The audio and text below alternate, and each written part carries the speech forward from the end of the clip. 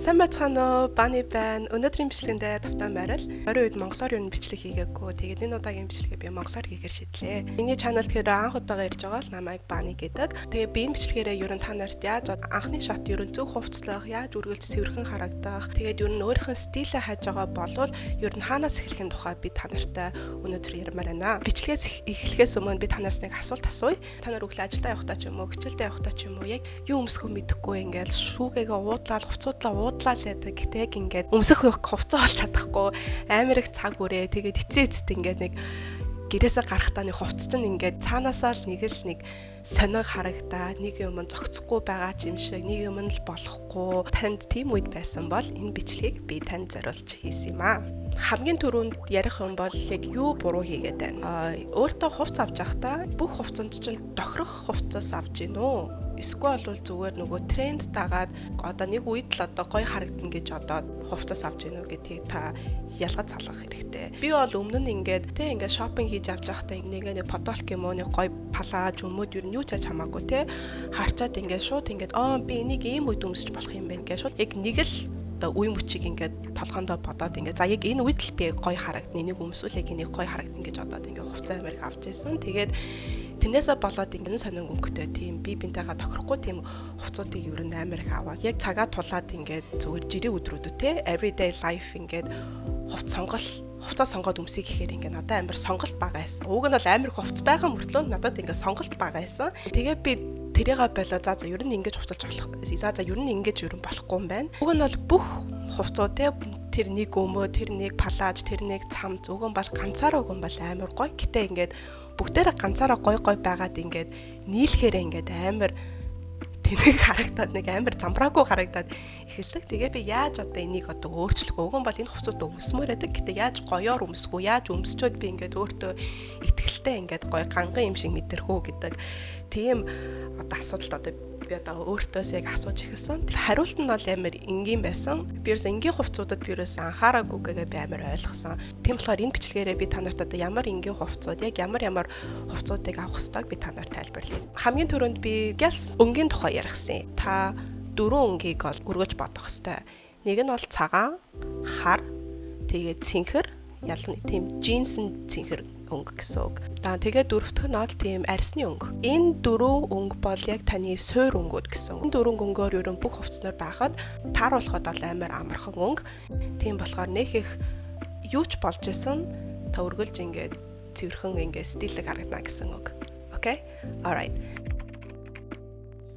За хамгийн түрүүнд ярих юм бол одоо дээгүүрх одоо цамц подолк. Танд бол яг 5 зүйл хэрэгтэй. Зүгээр энгийн цагаан подолк, хоёр дахь нь бол хар цамц. Гурав дахь нь бол хар болон цагаан мак. Тийм болохоор 2 мак гэсэн. Дөрөв дахь нь бол ингээд жоохон томорхуу подолк, oversize t-shirt. Тэгээд тав дахь нь бол ямар ч хамаагүй сороочгон цамц. Сороочгон цамц нь бол мэдээж цагаан. Үүнээс гадна цэнхэр сороочгон цамц ч гэсэн зүгээр. Тэгээд энэ тав байхад юмуд өөхтэй юуж байсан ингээд бүгдээндээ ингээд цогцуулаад ингээд матч хийгээд ямар ч үедд өмсч болно. Өмд өөхөн дээр бол бас яг 5 зүйл танд хэрэгтэй. Эхнийх нь бол джинс. Баруун джинс байна уу? Эсвэл бол high jeans байна уу? Тэр бол хамаагүй.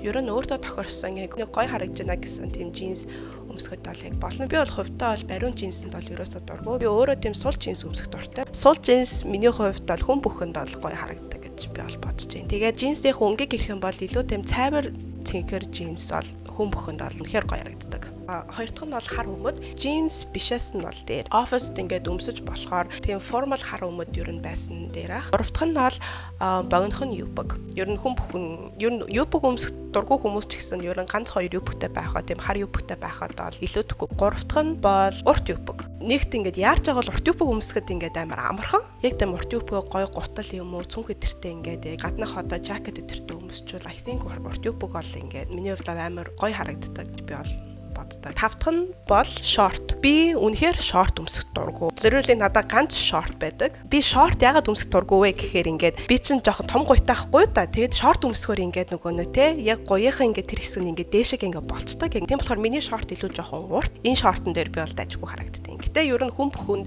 ер нь шорт байх хэрэгтэй. Ер нь одоо 100 болох чинь те Ер нь зуны цаг шорт өмсөхгүй бол ер нь тэг бас хэцүү шүү дээ, тий. Одоо ер нь тийм бас юм цайвар джинсэн шорт юм уу, эсвэл цагаан шорт, хар шорт байгуул ер нь it's okay. Бас бүх хувцастай ингээл болол явцдаг.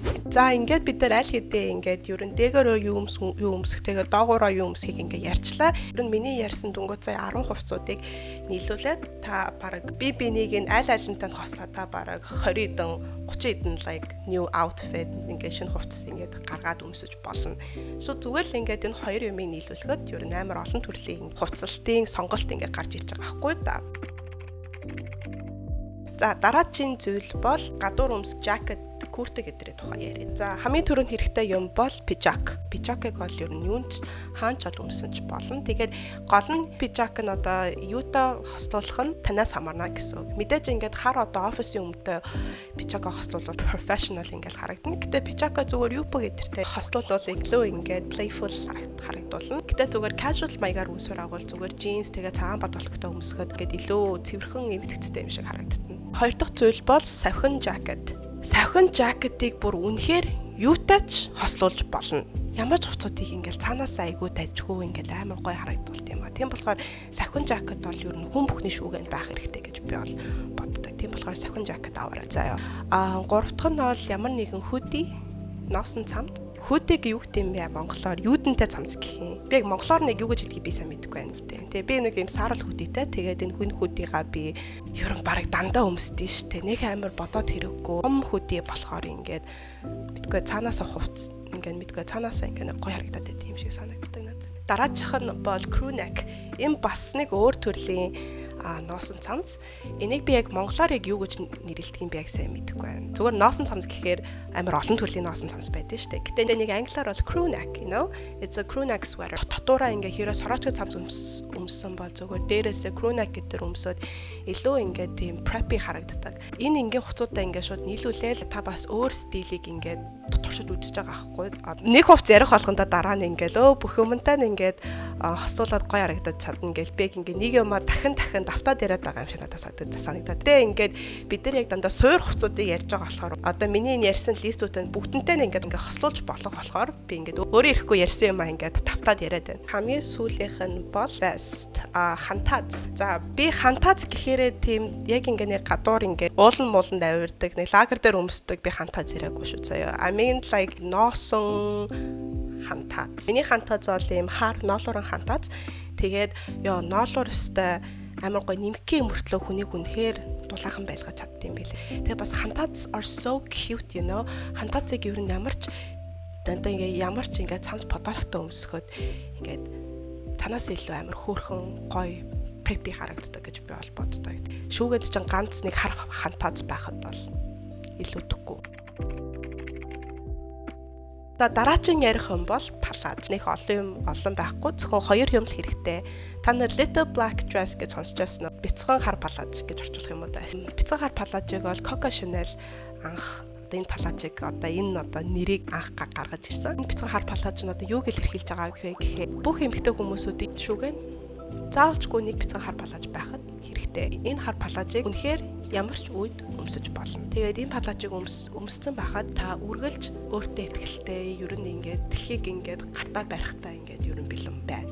Тэгээд энэ хар палаж нь бас зүгээр энгийн хар палаж биш те. Тэг таны өөрийн чинь биеийн тохирсон өмсөх болгон та ингээд өөрөө ирэхгүй ингээд амар өөртөө ихтэй үзэсгэлэнтэй мэт тэгж санагдуулах танд тийм хар палаж хэрэгтэй. За хоёр дахь палаж маань бол зуны палаж. За энэ зуны палаж бол богинохон байна уу, урт байна уу? Энэ бол таны дуур. Танд аль нь эвтэйхэн байгаас шалтгаална.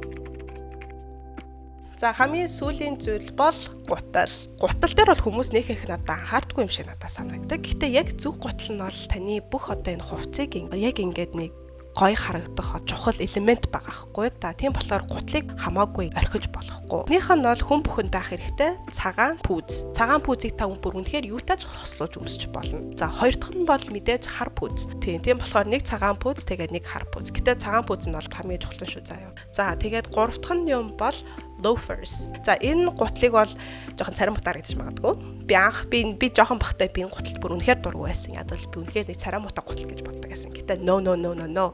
Би буруу байсан юм бэлээ. Энэ гутал бас үнэхээр бүх хувцсуудыг ингээ нэг цаанаас амар хөөрх харагдуулт юм. Яг үнд бол амар хөөрх харагдуулт юм бэлээ. За тэгээд дөрөвтг нь бол сандал. За энэ сандал нь бол хар цагаан байна уу? Таны бол өөрийн сонголт. Тэгээд сандалыг бас ингээд зөвхөн зундаа өмсөх биш, ингээд бас хавар намар өмсч болно шүү дээ. Зөвхөн хөөрхөн амьстай ингээд хосолоод өмсөхөд бас сандал айгүй хөөрхөн харагдаж чадна. Тэгээд тавтах нь бол мэдээж төрөйтэй гутал. I hope I'm saying it right. Төрөйтэй гутал гэдэг эцтэй. Ёо би ойрд монголоор яриаггүй жоохон хэцүүдэд байна. За байж байгаа. За тий, ер нь хар төрөйтэй гутал ер нь нэрээ би үннээ like cross my heart. Та ингээд жоохон ингээд fashionable ингээд баймаар байгаа санагдвал ингээд юпг байна уу, jeans байна уу, төрөйтэй гутал өмсгөө цаанаасаа ингээд та бүр ингээд амар гоё стиллэг харагдана заа юу. За хамгийн сүүлийнх нь бол мэдээж гоёлын гутал.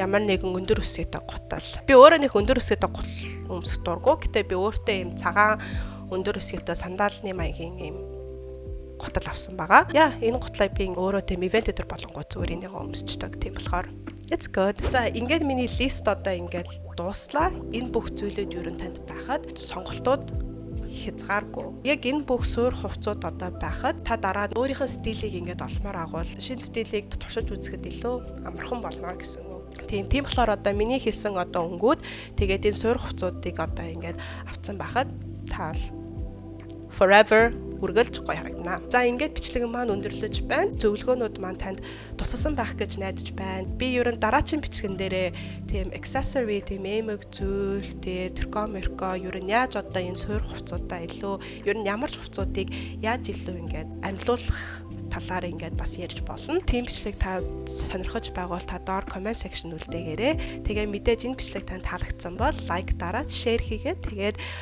ирээдүйд илүү их бичлэгийг үзмээр байгаа бол та subscribe button дээр бас дараарай. За тэгээд өөр чин одоо юу гэх юм те намайг Instagram дээр follow хийж олно. Би Instagram дээр өдөр тутам ингээд өмсдөг хувцуудаа би ингээд story-доо постлох амар дуртай. Тэгээд би өөрийн гэсэн юм бас highlight хийцэн байгаа. Тийм болохоор танд бас хувцсны одоо outfit inspiration одоо хэрэгтэй байгавал та бас миний Instagram руу ороод харж болно. За тэгээд дараагийн бичлэг хүртэл түр баяртай. Bye.